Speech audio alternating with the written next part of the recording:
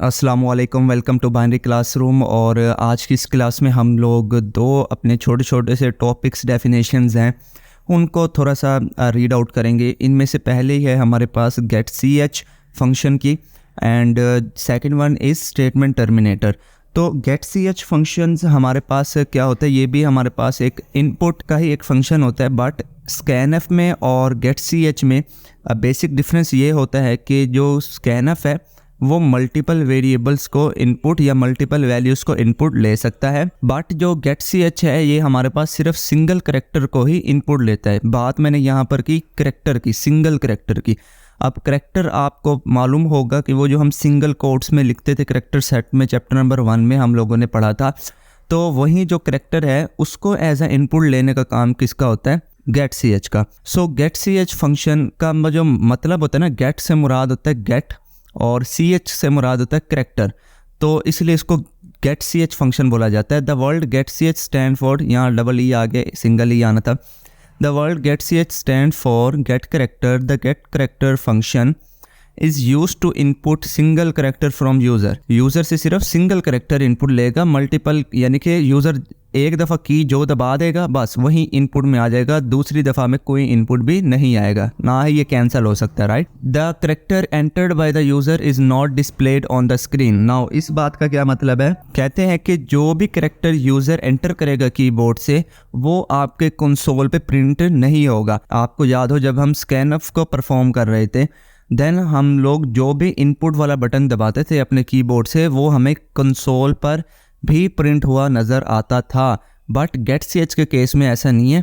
इसके अंदर हमें जो भी हम लोगों ने एंटर किया होगा वो स्क्रीन पे प्रिंट नहीं होगा, ठीक है जी, यानी कि शो नहीं होगा, हम उसको बाद में प्रिंट करवा सकते हैं, ये बात आप लोगों ने याद रखनी है, शो नहीं होगा। The function get C H is defined in header file conio.h। कहते हैं कि ये जो फंक्शन है गेट सी एच ये हमारे पास एक conio.h हेडर फाइल होती है। जब तक हम इसको इंक्लूड नहीं करेंगे तब तक हम लोग गेट सी एच को यूज़ नहीं कर पाते। अब इसका सिंटैक्स देख लेते हैं।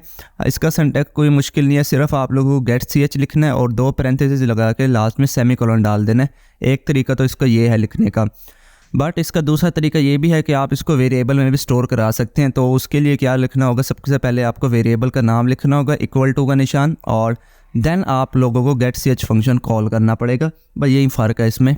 तो इसको हम लोग थोड़ा सा देख लेते हैं डेफ सी प्लस प्लस पे, देन हम आगे अपने नेक्स्ट टॉपिक की तरफ बढ़ेंगे। तो यहाँ हम लोग डेफ सी प्लस प्लस में आ चुके हैं और हम लोगों ने अपना हेडर फाइल, न्यू फाइल बना के सब कुछ मेंटेन करके रखा हुआ है। अब हम लोगों ने यहाँ पर करना क्या है कि सिंपल प्रिंट एफ का सबसे पहले तो हम लोग फंक्शन यहाँ लिख लेते हैं और एक सेंटेंस लिख देते हैं, enter the value of a variable की हम कहते हैं कि हम लोग वैल्यू को इनपुट लेना चाहते हैं। नाउ अब एक तो तरीका ये था स्कैनएफ का, लेकिन हम क्योंकि यहाँ गेट सी एच की प्रैक्टिस कर रहे हैं तो मैं यहाँ लिखूँगा क्या, गेट सी एच, ठीक है, और यहाँ एक सेमीकोलन डाल दूंगा। अब मैं अगर इसको सेव करके इसको रन करूँ तो देखना होना क्या है। तो देखो यहाँ पर मुझे एरर आ गया और यहाँ नीचे भी लिखा हुआ आ रहा है get C H was not declare in this scope. ये क्या हुआ, तो अभी हम लोगों ने स्लाइड में देखा कि ये जो गेट सी एच फंक्शन है ये हमारे पास डिफाइन होता है conio.h हेडर फाइल में। तो मुझे यहाँ पर इंक्लूड भी करनी होगी #include conio.h। तो अब अगर मैं इसको सेव करके कंपाइल करूँ देन देखें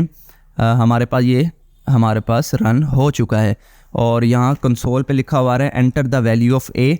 तो अब देखना गौर से यहाँ होगा क्या, मैं कीबोर्ड से ना 4 वाला बटन दबाने लगा, 4 वाला, ये देखो 4 वाला बटन मैंने दबाया, ये प्रोग्राम मेरा टर्मिनेट हो गया, मुझे यहाँ वैल्यू शो नहीं हुई। आगे हम जब स्कैनएफ को रीड कर रहे थे, जब मैं कोई भी वैल्यू दबाता था कीबोर्ड से तो यहाँ मुझे शो तो होती थी ना कम से कम, लेकिन यहाँ वो भी नहीं हुई। तो ये क्यों नहीं हुई, ये हमारे पास गेट सी एच फंक्शन की मदद से नहीं हुई और ये वैल्यू स्टोर हो चुकी है लेकिन हमें शो नहीं हुई। लेकिन अगर मैं चाहता हूँ कि यार मुझे ये वैल्यू प्रिंट भी हो, तब मैं करूँगा क्या, मैं इसका दूसरा सिंटैक्स इस्तेमाल करूँगा और यहाँ पर एक वेरिएबल बना लूँगा और उस वेरिएबल के अंदर मैं ये फंक्शन को कॉल कर लूँगा।